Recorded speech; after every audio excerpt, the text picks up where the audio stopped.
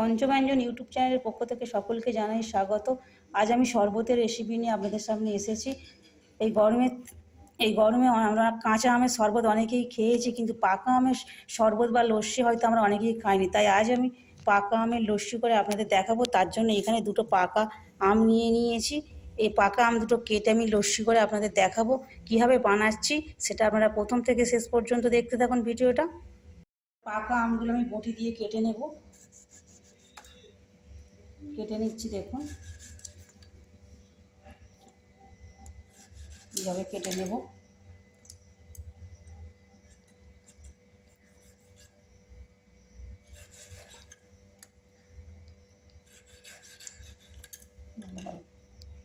চাঁচা মেশিনের সাহায্যে এভাবে চেঁচে নেব আমটাকে। দেখুন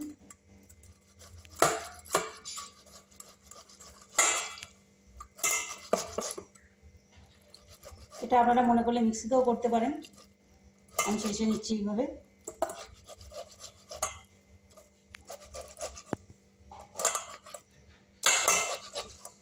এইভাবে সব আমটাই আমি চেঁচে নেব।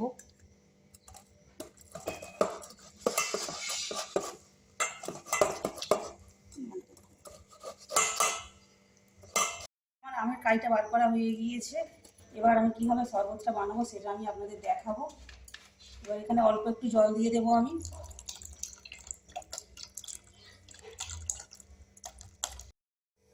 দেখুন এখানে আমি ঘরে দই নিয়ে নিয়েছি। এটা কিন্তু আমার ঘরে পাতা দই।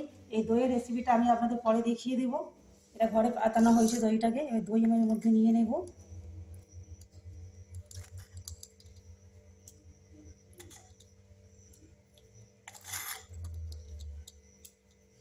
দই নিয়ে নিলাম।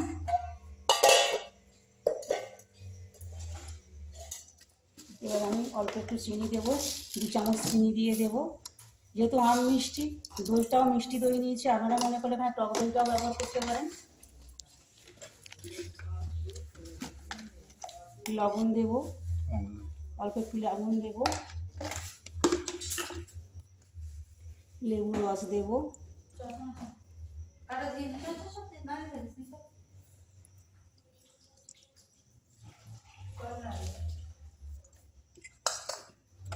এবার ঘাঁটার জন্য আমি এই সাইজের একটা নিয়ে নিয়েছি। দেখুন ঘাঁটার জন্য এভাবে কেটে নেব।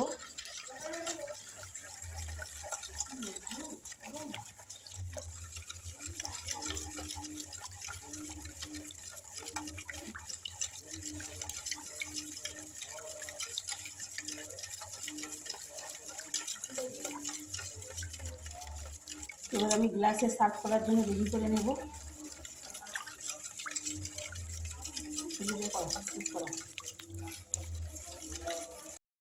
দেখুন আমাকে এখানে গ্লাসে সার্ভ করে নিয়েছি, এইভাবে ঢেলে দিয়েছি।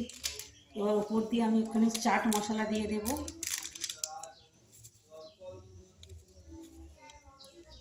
দেখতেও ভালো লাগবে, এইভাবে চাট মশলা দিয়ে দিলে ফ্লেভারটা সুন্দর লাগছে। দেখুন এইভাবে আপনারা শরবত করে বানিয়ে খাবেন। লস্যি, আমের লস্যি বা শরবত বানিয়ে এইভাবে খাবেন। আশা করছি আপনাদেরও ভালো লাগবে। যদি ভালো লাগে লাইক, কমেন্ট ও শেয়ার করবেন এবং সাবস্ক্রাইব করে আমার পাশে থাকবেন। বাড়িতে যদি গেস্টরা আসে এইভাবে আপনারা যদি হঠাৎ কোনো গেস্ট আসে এইভাবে বানিয়ে দিলে গরমের সময় তাদেরও ভালো লাগবে এবং আপনারও ভালো লাগবে এবং তারা তৃপ্তি পাবে খেয়ে।